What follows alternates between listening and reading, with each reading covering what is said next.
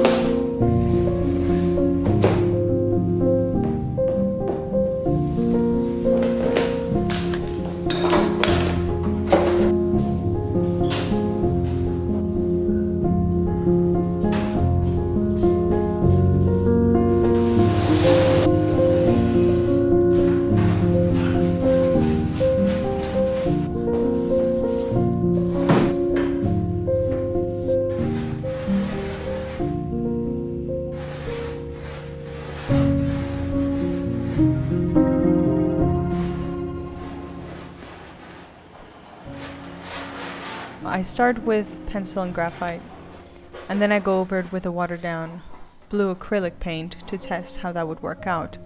I use acrylic because I have a cat, and I don't like to use turpentine or spirits or whatever in the same room where he is.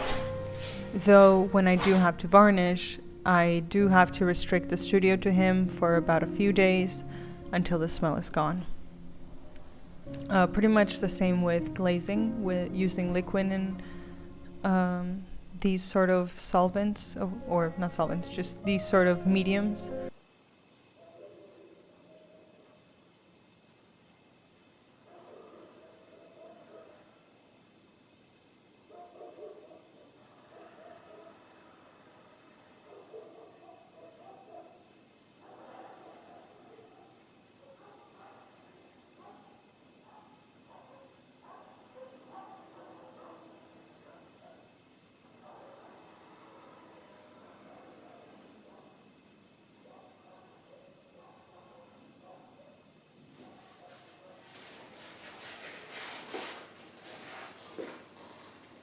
And this is one of those ugly stages where it is very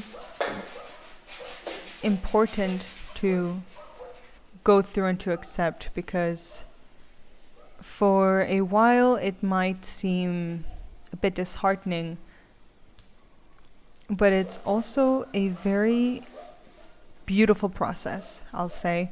I love this because you see the beginning stage, and then as you keep refining and working on it, you see it take shape into what you envisioned or into something new, and maybe potentially better than what you had envisioned, and you get a nice surprise.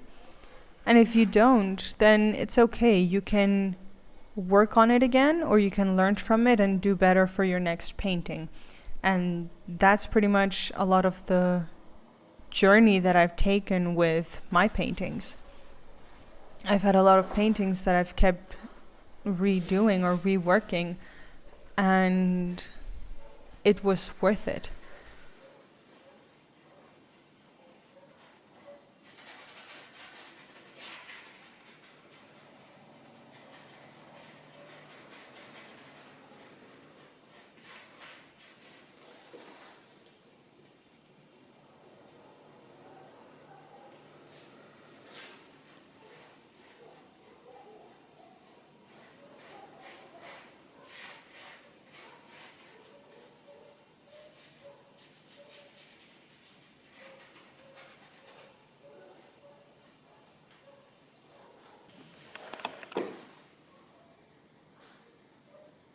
then I've had other paintings where I just completely butchered, and I just learned from it because I didn't have enough skill, or I didn't like the choice of color that I did. So again, it's one of those beautiful things that you just keep learning and you are able to keep improving upon.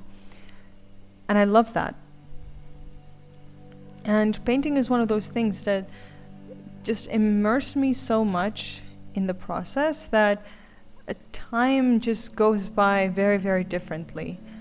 And the ugly stage is one of those stages that a lot of time can go by and you just, well, I don't even realize it because I'm so in there.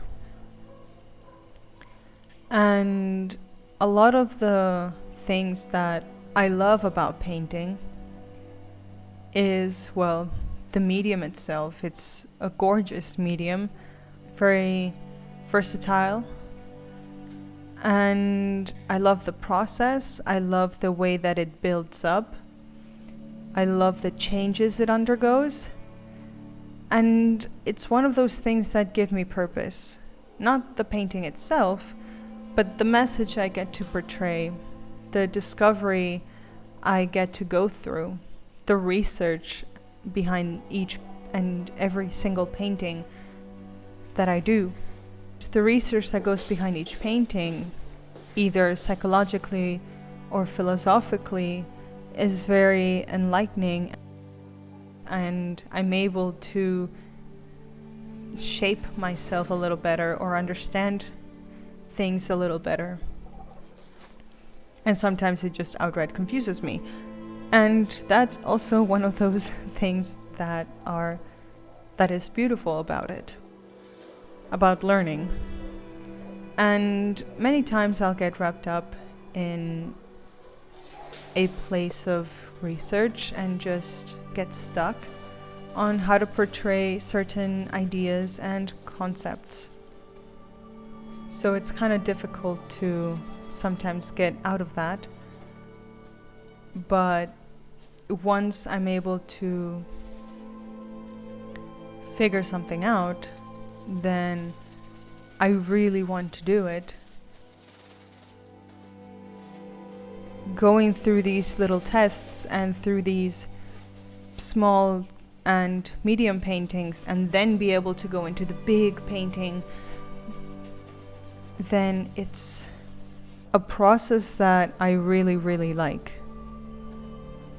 I get to see the different iterations. I get to see the different ways that I tackled each one, and each one tends to be a little bit different, but the painting process itself is very similar. So, the typical layers of the underpainting, the base layer, and then the refinement process. And each one has a beautiful thing about it. And for me, the base sketch is one of those frustrating ones. And usually I just do them like, okay, this is where I want things to go, get the composition down, get a few areas if I need to. Like when I really do my planning with Critter or whatever, I like to then grid it so that I can transfer it to the big painting, and then just experiment with the brushwork, with the colors, and with the process. So each little thing has its own place, I suppose, reason and purpose, and a direction to take you in.